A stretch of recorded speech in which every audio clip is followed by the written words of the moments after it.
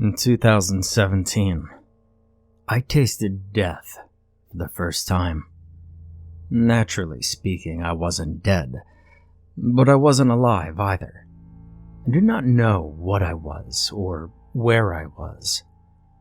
About 4 years ago, I was put into a coma after a sudden and unexplainable stroke. Unexplainable because I was only 23 years old when it happened. I was finishing up my shift at my local gas station, playing around on my phone while waiting for the next guy to take over my shift. And completely out of nowhere, I started to feel off. I became confused. My surroundings felt unfamiliar all at once.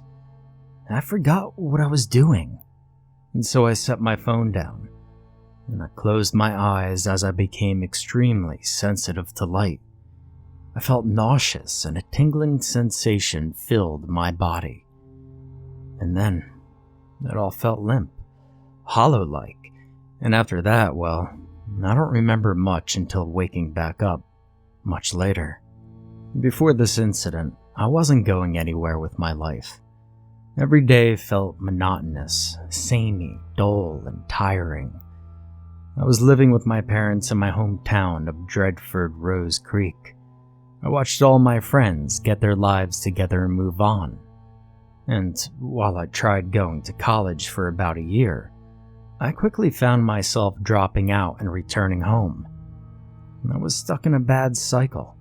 I always felt an urge to leave and just do something with my life.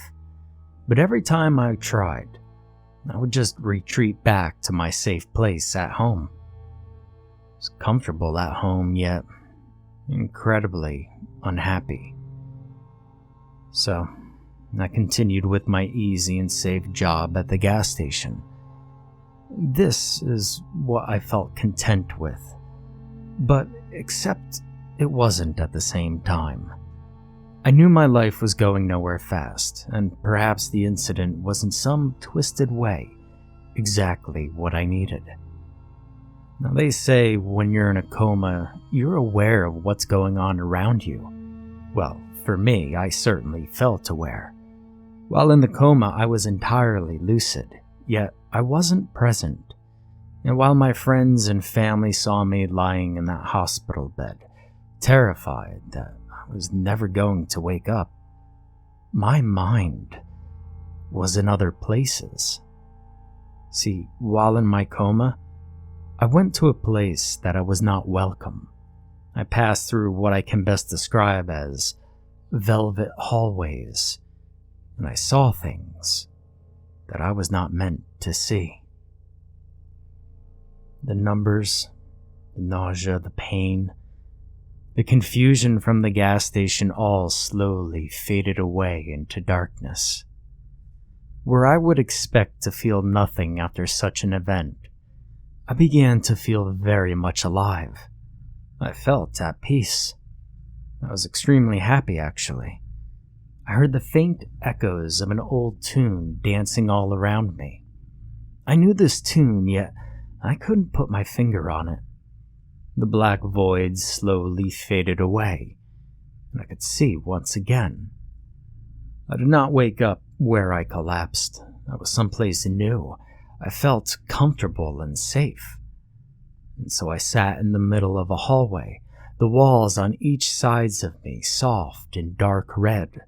The walls suddenly waved back and forth with gracefulness, almost like they were flowing in a gentle breeze. And yet, there was no wind. I reached out to my sides and touched them. They were soft to the touch like a fabric. I saw a faint light at the end of the hallway. Perhaps this is where the comforting music was coming from. I slowly stood up and walked towards the light, getting closer and closer by the step. The light shone through a half-open door, and it welcomed me. I touched the doorknob and slowly pulled it open as I walked into a familiar home. I stepped into a kitchen, and I heard the door close unobtrusively behind me. I turned around to see that no door existed at all. It was like I had entered through a wall. Quickly forgetting about this, I slowly walked around the kitchen to see balloons, confetti, party hats, and food was scattered all around. It looked like a child's birthday party had just happened. Except there were no people here. The house was dead quiet. Not even white noise kept me company. I noticed an analog clock on the wall that ticked to 1 o'clock. It was the afternoon. Ever since noticing the clock, I could hear every single tick the hand made. Tuning out the ticking but still hearing it in the back of my mind, I decided to explore the rest of the room. I leaned in to see a birthday cake sitting at the center of the kitchen table. A candle shaped like a number 7 was stuck into it. I remember this. This was Justin's 7th birthday party. He was one of my old childhood friends that I used to be very close with. We grew apart in high school, and after graduation, he had moved far away for college. While reminiscing, I felt a tingly feeling in the back of my neck, like someone was glaring at me. I turned around and examined the rest of the room. I didn't see anybody. How could I feel so watched in a place so lonely? Then everything started coming back to me as I took in the details of the kitchen. Yellow wallpaper all around, white tiled floor, that old popcorn ceiling. The place was a bit tacky, looking back, but its vivid and colorful design screamed a nostalgic early 2000s. It was euphoric, and I had missed this so much. Back during the time when everything was so simple, I could imagine myself and my old friends running through this house, hyped up on birthday cake and candy. I left the kitchen and examined the living room. Brown couches facing a big box television. I smiled to myself as I remembered back to the days where those still existed. The more I explored the house, the more familiar it became and the greater that nostalgic feeling grew in my stomach. That was, till I glanced through the front door window. As I peeked through the glass window at the front door, I saw Justin's old neighborhood that was all so familiar to me. It was a classic suburban neighborhood, his driveway extending out to the road of a cul-de-sac. The surrounding houses all looking very familiar. The day was a bright, sunny day, and everything looked so peaceful. So why wasn't I feeling at peace anymore? Was it because the nostalgic music began to grow quieter and quieter as the clock ticking grew louder? Or was it because I didn't see a single person outside, nor did I see any cars, driving or parked? It was all so empty, but something more felt wrong. Was the sky too blue? The sky was an intense light blue. I don't think the sky was ever that blue. Grass, too. Does grass even get that green? It was a vibrant lime green, all perfectly cut, and not one patchy spot in sight. The white, puffy clouds in the sky. Were they even moving? The tree leaves were static. Even on days with no wind, the leaves ought to move a bit, right? And where were all the birds? It all looked a little artificial, like it was trying its hardest to seem comforting and nostalgic, yet falling short into the uncanny valley. The feelings of nostalgia in my stomach faded and were replaced with a weird gut feeling that something was wrong. I tried to open the door, but the knob didn't even turn. It was like it was never designed for that purpose. I turned back around to get another look at this old home, and yet it no longer felt familiar. The clock ticking became louder and louder until it replaced the comforting music entirely, and I started becoming increasingly uncomfortable in my own skin. I felt like a stranger in a place that I was not supposed to be in. I looked upstairs. A long stairway led up to the second floor of the home, but I could not see past the first few steps. And why was it so dark up there on a bright day? I kept my back pushed up against the front door. I no longer wanted to move, and I wanted to stay as far away from this house as I could. This was not the house I remembered from my childhood. And then something broke the deafening silence. "Wesley, what are you doing here?" The voice emerged from the top of the stairs, in the darkness where I could not see. The voice was not familiar and not human in the slightest. It sounded like an old computer trying to talk. The voice was staticky and its pitch was all off, like it was automated. I heard the steps creak and slow, heavy footsteps come closer down the stairs. I was frozen in fear and tried my hardest to push back up against the front door, but I wasn't going anywhere. The footsteps then stopped again right before it could emerge from the darkness, and it spoke again. "Oh, you're not supposed to be here yet, are you?" My vision grew dark and my legs fell limp. My body tingled all around as I collapsed onto the floor. And yet, I would wake up in the same velvet hallways once more. And once again, the same familiar tune played at the end of the hallway, accompanied subtly by the same clock ticking. Surprisingly enough, despite having full memory of what had happened just moments before blacking out, I felt comfortable again. My fears from earlier felt unfounded and irrational. I had nothing to be scared of, I told myself, as I stood up once more and walked towards the end of the hallway with eagerness, letting the music guide me. And once again I creaked open the door at the end of the hallway and found myself in my old high school gymnasium. And from the looks of it, prom had just ended. The place was trashed. Tables were pushed together on one side of the room, leaving room for a dance floor which had leftover decorations strewn about. Deflated balloons lay on the ground, confetti and ribbons scattered all over. A large banner still hung from the wall. "Congratulations, class of 2015. This was exactly how I remembered it. And yet again the feeling of nostalgia put an unerasable smile on my face as I continued my walk across the littered gymnasium floor to take in a past that seemed so distant to me. I had almost entirely forgotten this memory, and surprisingly, it was one of the last times I remember being happy.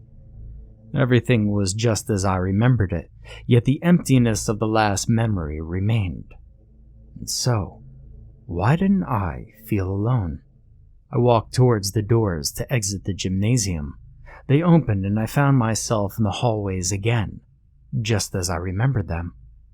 The windows outside presented the sky as a dark blue, like it was late evening, and the hallways were lit by the fluorescent ceiling lights, yet they all seemed dimmer than usual, with the occasional flicker.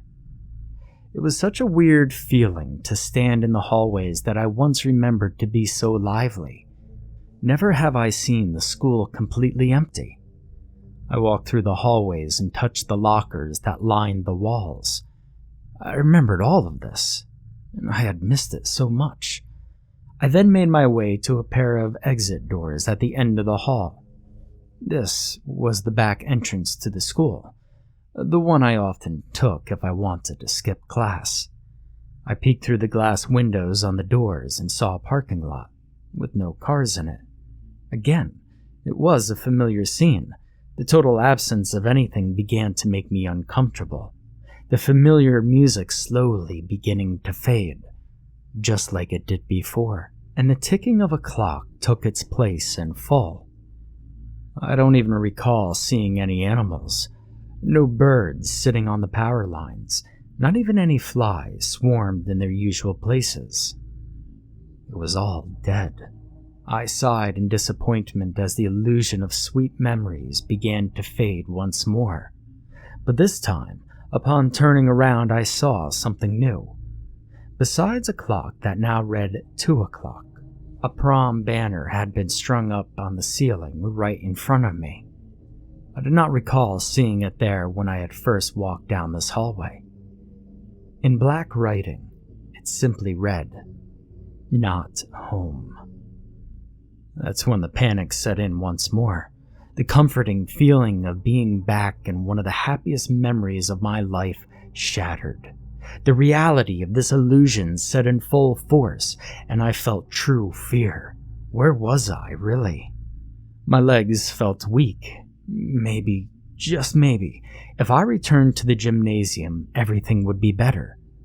And I began walking back the way I came, this time slower and much more cautious than I was before. The deafening silence of this memory broken only by the monotonous ticking of the clock that echoed throughout the hallways. I was made blatantly aware to every tiny sound I made as I walked, and I could hear every dreaded step onto the cold tile floors. I could hear my shaky breaths and my heartbeat pounding quickly. And then I stopped dead in my tracks. At the end of the hallway, perhaps 50 feet in front of me, stood a man under a flickering fluorescent light. Yet despite the light, he appeared as a silhouette. He was extremely tall and hunched over to even fit in the building. He just stood still, and I did the same. Then he spoke, and in the same robotic and distorted tone from before, he said, "You really shouldn't be here." My body felt numb. My legs buckled under the weight of my own body, and I collapsed onto the floor. The last thing I saw before blacking out was the tall man walking quickly towards me with long strides, remaining hunched over to fit inside the now increasingly shrinking hallways. And once more, I would wake up in the velvet hallways, and once more, I would hear the sweet, welcoming tune play off in the distance. But this time, that tune felt worn, scratchy, and slightly distorted, like a damaged vinyl, and the clock ticking was more overbearing than usual.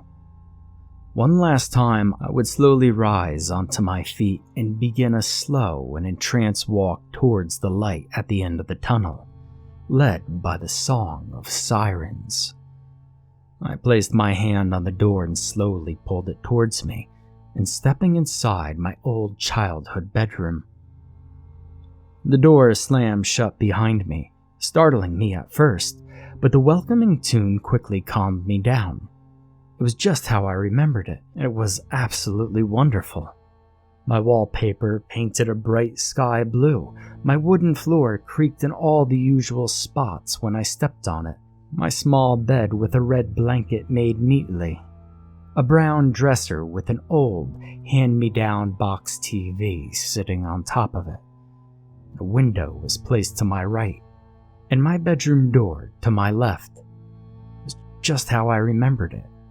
And finally, a clock hung over the headboard of my bed that read 3 o'clock.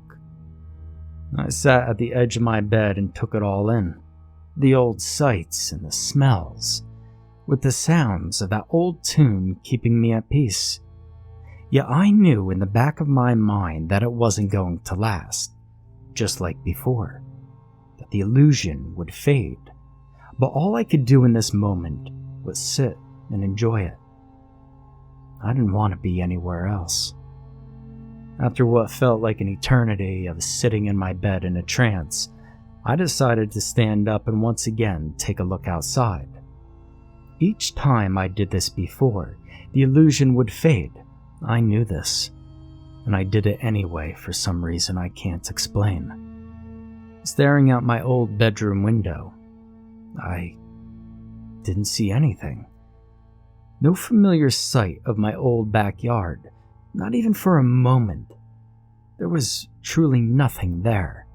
No darkness, no light, literally nothing. Do you know what nothing looks like? Well, it's impossible to comprehend, yet I saw it, and I cannot explain it.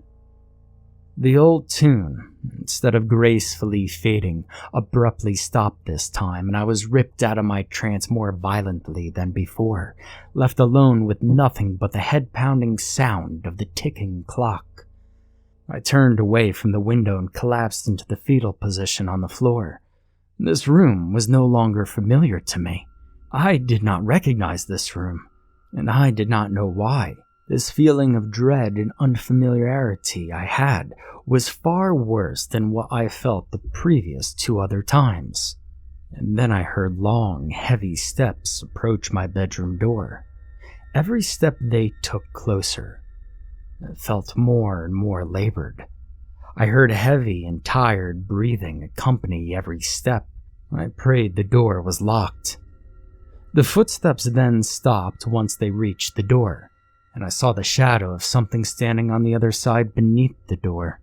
The doorknob shook and the door along with it, yet it didn't budge. It was locked, and I let out a sigh of relief. The figure on the other side tried again, to no avail, and again, and again. Then, in the robotic and distorted voice all too familiar to me by now, it spoke its last words. "Wesley, this is not home." The door then shook more violently before. It was trying hard to get through, and my brittle wooden door was not going to hold forever, and the panic began to set in. The door shook over and over again as the figure on the other side began to wheeze, and then the wheezing turned to a muffled crying, of which I've never heard before. There were cries of despair and loneliness. The sounds became too much to bear, and I covered my ears and forced my eyes shut, hopelessly trying to block out all of my senses. But the sounds only got louder and more overwhelming. The ticking of the clock felt like it was inside my head. The room began to vibrate as the figure on the other side was trying so hard to get in that its unrelenting force shook the walls around me. And finally, when I thought the door was going to give way, everything abruptly stopped, just like the familiar tune. I opened my eyes, uncovered my ears, and sat upright with my back to the wall. The clock on the wall began to ring like an alarm clock. It now read 4 o'clock. Had it already been an hour? As the deafening sound of ringing continued, everything around me began to melt. The sky blue dripped off the wall to reveal nothing on the other side, like there was no wall behind the paint. My box TV turned to a sludge and dripped off the dresser, which began to melt away itself. The red sheets on my bed turned to goop and slopped off my bed frame, and even the floor beneath me began to evaporate. And yet I stayed grounded. The ringing persisted until the clock finally melted away. The ringing stopped, feeling true silence for the first time. All that was left was me and my bedroom door a few feet away from me. After the briefest moments of peace and quiet, the door creaked open and I forced my eyes shut out of pure fear of what I would see on the other side. I refused to open my eyes as I heard slow steps approach me, and I buried my face into my hands as I felt heavy breaths hit me. Whatever it was reached out and touched my shoulder with its cold hand, and its grip tightened and tightened until it became too much to bear, and I screamed in agony. Opening my eyes, I saw the ceiling of a hospital room. In the early spring of 2021, I woke up from a coma in the hospital alone, with the monotonous beeping of the life support systems surrounding me. Apparently, I screamed when I woke up. It wasn't something the doctors and nurses had ever heard before, and it took a long time for them to calm me down. My family was called in shortly after, and after finally being in a calm enough state to listen to them, I learned that I was in a coma for 4 years. That thought still makes me severely uncomfortable. I had lost 4 years of my life just like that. Had I been in the velvet hallways for that long? It certainly did not feel like 4 years, perhaps only a few hours. Surprisingly, I suffered very little in terms of my motor functions.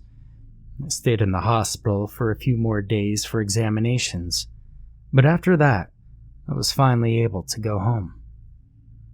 While my motor functions were largely unharmed, mentally, I did not feel okay. Little, everyday things would send me into panic attacks. Clocks ticking too loudly would overwhelm me. I could no longer be alone for long periods of time. I was terrified to go to sleep, and when I did, I often woke up in the night screaming.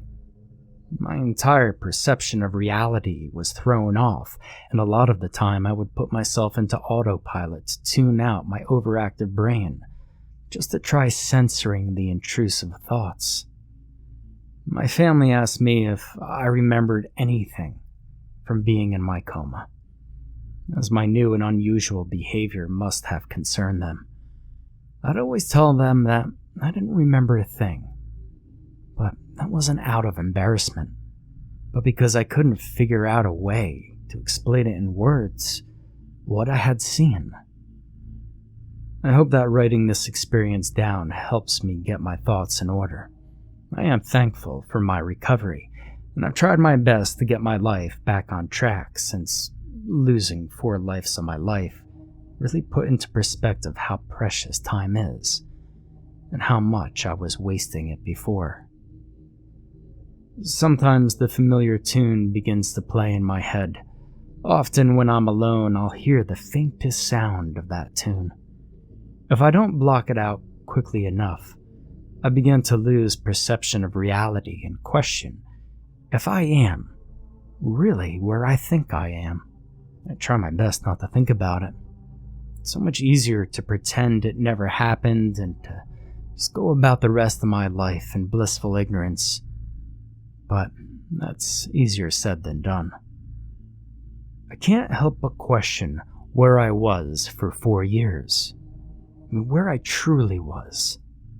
See, it's on my mind more often than it's not. What are the velvet hallways?